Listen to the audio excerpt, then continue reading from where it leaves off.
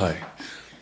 So today I'd like to share a few pointers to address some of the main challenges in accessing the first jhana. So in this video I won't be going so much into the detailed instructions and technical aspects or practice instructions for accessing and entering the first jhana. Rather, I'll just be sharing some things I found really beneficial in helping me to access the first jhana. The thing with jhana practice is if one hasn't experienced jhanic states before, naturally there's a lot of expectation that one brings into the practice. And this expectation, I'd say, is the biggest challenge in accessing the first jhana. Okay, so the first way you can address this expectation is through the frequency of practice, through frequent immersion in practice. Naturally, the thoughts of, am I there yet? Is it coming? I'm doing the meditation, I'm following the instructions. When's this going to happen? Naturally, those thoughts will arise, but with frequent immersion, frequent practice, I'd say probably daily, at least like 40 minutes, frequent immersion, that helps to gradually start to lower the expectations. And also, an important thing is to shift from a mindset of expectation into a mindset of enjoyment. So the first jhana focuses on feelings of well-being, feelings of pleasure in the moment. So shifting from this idea of I'm practicing to enter the first jhana more towards I'm just enjoying myself. That's all. That's all. Now I'm talking about the first jhana, but we can draw parallels between this approach to practicing the jhana to many other aspects in meditation, on the path to self-realization, or just in normal day-to-day life. Yeah. Shifting from expectation completely towards enjoying and immersing oneself in what's happening in the very moment. So think of it like this. Let's say you just got your favorite chocolate pastry and you're about to eat it. You don't consciously think about how the how you're gonna taste the flavors in your mouth and how they're gonna how your brain is gonna process it and how you're gonna feel this burst of pleasure and how your taste buds are gonna react. You don't consciously think about that. You just enjoy. You get lost in that enjoyment. So that's a very important factor with the first jhana. It's getting lost in that enjoyment. And it's something that takes practice. You learn to enjoy. You learn to let go into that pleasure.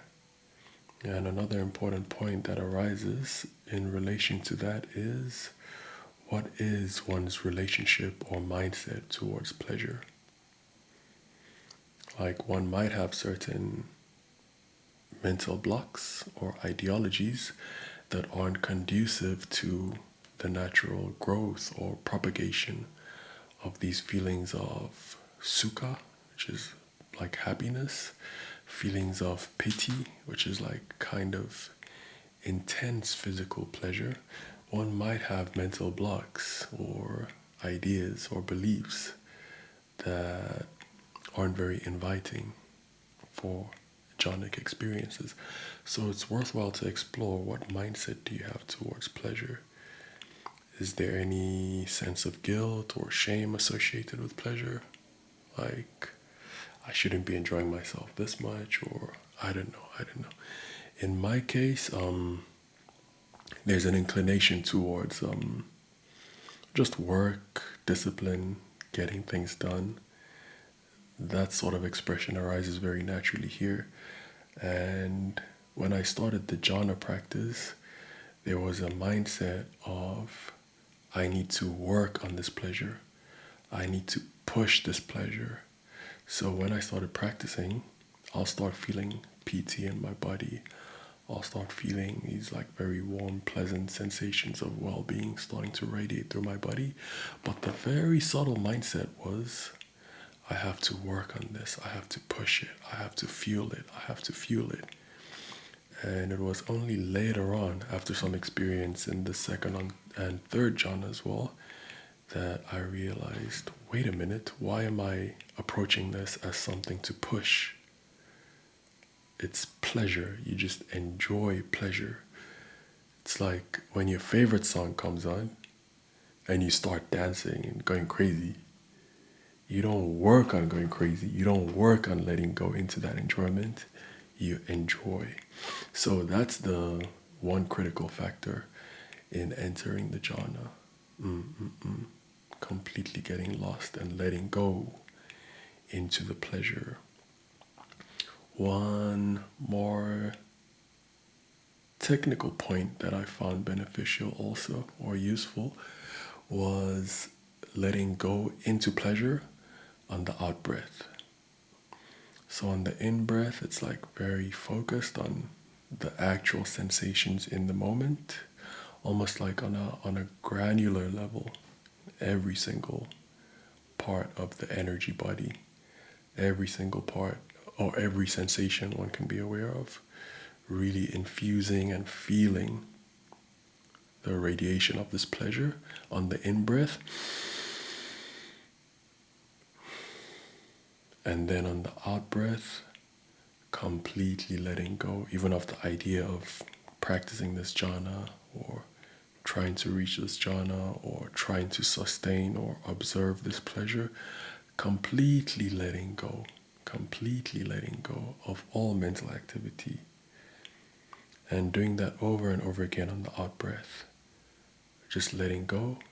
And eventually I found the pleasure just starts to kind of snowball and grow bigger and bigger and gain momentum. And then you get lost in this pleasure. It's just pleasure, nothing else. There's no one experiencing the pleasure. There's no one making the pleasure arise. It's just pleasure, building and building and building and building and building. So that might be something fun to experiment with. On the out breath, completely letting go, getting lost. And you can use you can think of anything you find extremely pleasurable in your life, anything, and try to access that in your practice. It could be eating your favorite food. It could be something sensual related to movement. It could be anything you find very pleasurable. And it's a very indulgent type of pleasure. Like you're completely absorbed in this enjoyment. Yeah. I think those are all the points I had. Let's see. Yeah, that's pretty much it. And also check out the talks by Rob Burbea from the Jhana Retreat Talks.